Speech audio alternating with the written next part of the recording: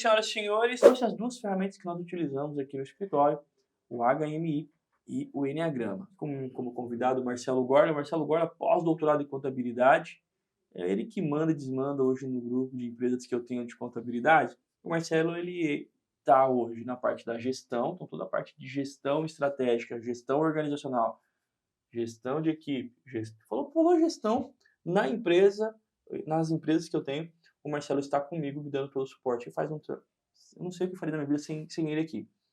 Entre várias situações que ele me ajuda, uma das especialidades dele é justamente no Enneagrama. E aí, eu não gosto de vir aqui, de dar um monte de teoria, de vir dar um monte de informação e deixar vocês mais confusos ou sem saber como agir. Também compreendo que eu não vou conseguir aqui, como já mencionei para vocês em outros momentos, que é difícil aqui, nesse momento, nesse formato, aplicar o teste em você, direcionar você para que você possa utilizar, seja para fins próprios, ou seja, você ter um autoconhecimento, ou seja, para você aplicar dentro do seu escritório, dentro da sua vida profissional, ou qualquer coisa que você pretende. Para mim, é uma ferramenta fantástica e que fez toda a diferença. Então, o que eu pensei? Primeiro eu vou trazer o Marcelo, nós vamos conversar sobre o perfil comportamental e os testes.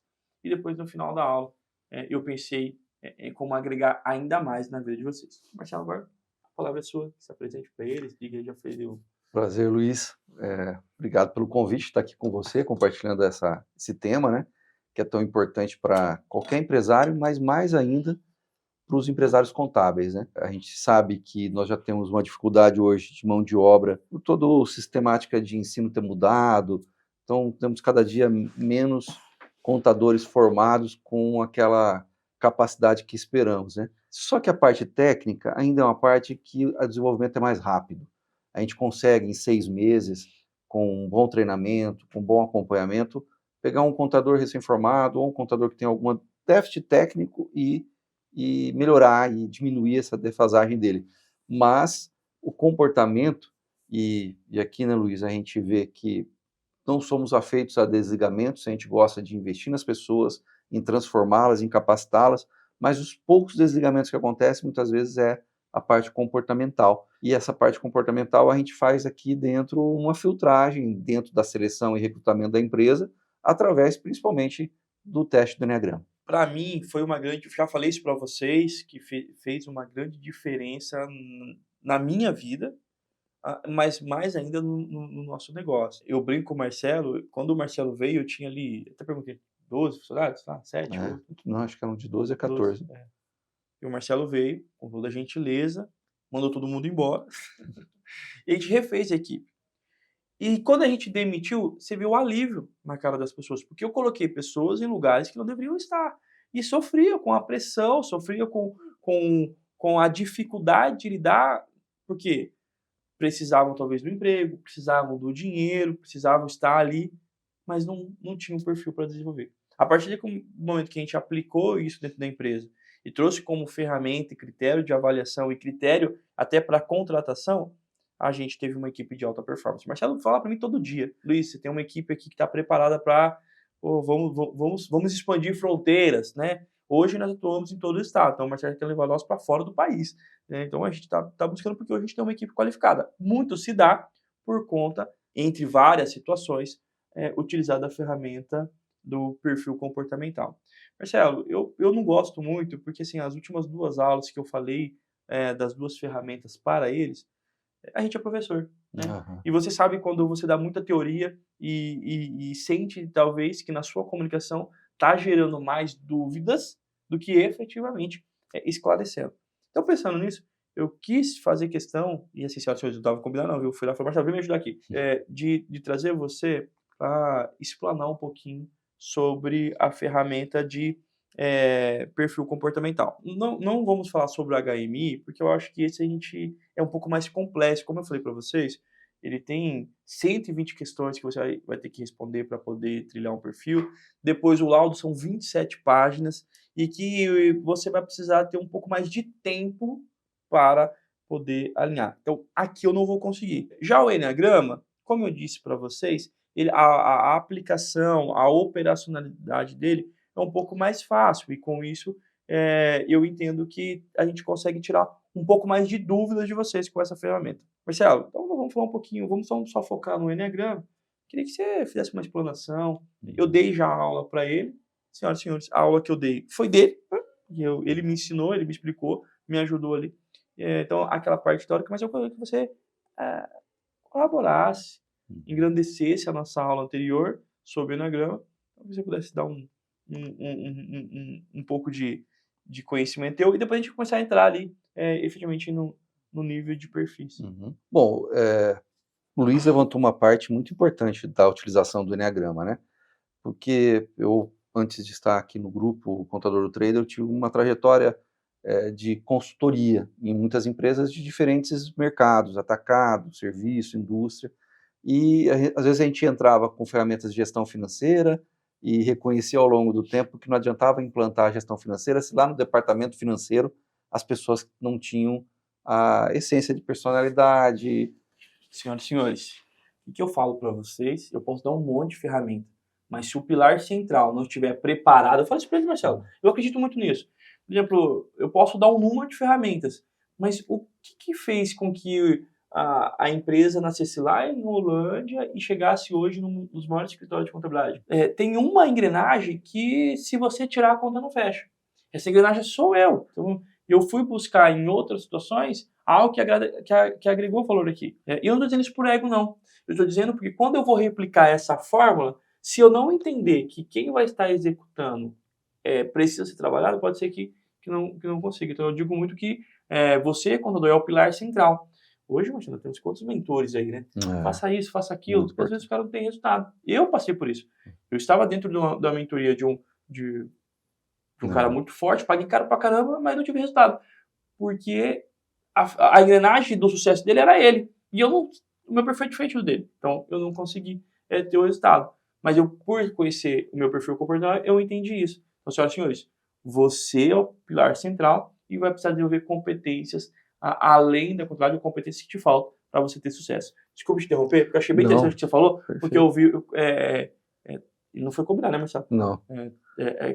Afirma a importância de você entender o teu papel, né? Não adianta nada querer trazer o setor comercial, setor de marketing, gestão, mas se você não estiver preparado para absorver. Quando o Marcelo veio e me trouxe um monte de ferramenta, se eu não tivesse maduro, foi decisões difíceis que eu tive que tomar, né, Marcelo? Mas se eu não tivesse decisões maduras, não tivesse ali muita clareza no que efetivamente eu queria, pode ser que eu tinha derrubado um profissional. Ele ia trazer um monte de ferramenta, eu não ia aplicar, ele ia se frustrar, e me provar que o Marcelo não estaria aqui. Um dos fatores do Marcelo, com a importância que ele tem hoje no mercado, estar conosco, é porque ele traz ferramentas e a gente acaba acolhendo. Só para você fazer esse feedback, porque eu acho bem interessante a gente não perder, mas prometo não atrapalhar muito. Não, que é isso. A gente vai complementando os raciocínios e trazendo o que o Luiz performou agora. A gente imagina um triângulo equilátero com 3 lados iguais, né? Você tem os processos todos de uma organização, você tem as técnicas, né? São 2 coisas diferentes. Técnicas são ferramentas, métodos, mas esses métodos e ferramentas têm que ser instaladas com um processo, um fluxograma, uma linha hierárquica, tal. Bom, essas 2 coisas têm que ter a base do triângulo, que é o ser humano. Se você não tiver o ser humano correto, não adianta ter a melhor técnica do mundo e o processo que não vai. E esse ser humano, eu comecei a me apaixonar por esse conteúdo, essa linha, quando eu fui entrando como consultor nas empresas e vendo que não adiantava trazer as melhores informações, mudar os estilos organizacionais, se o estilo do ser humano, do líder, do gestor, da pessoa que estava à frente do processo, não fosse o correto. Então, aprendi também com um mentor, que era um sócio na época, de que tinha um caminho. E um dos caminhos era o Enneagrama, que se chama assim porque o Enia vem de 9 personalidades. E para avançar, eu precisei fazer também um curso que me desse a prerrogativa de entender esses 9 números da personalidade do ser humano.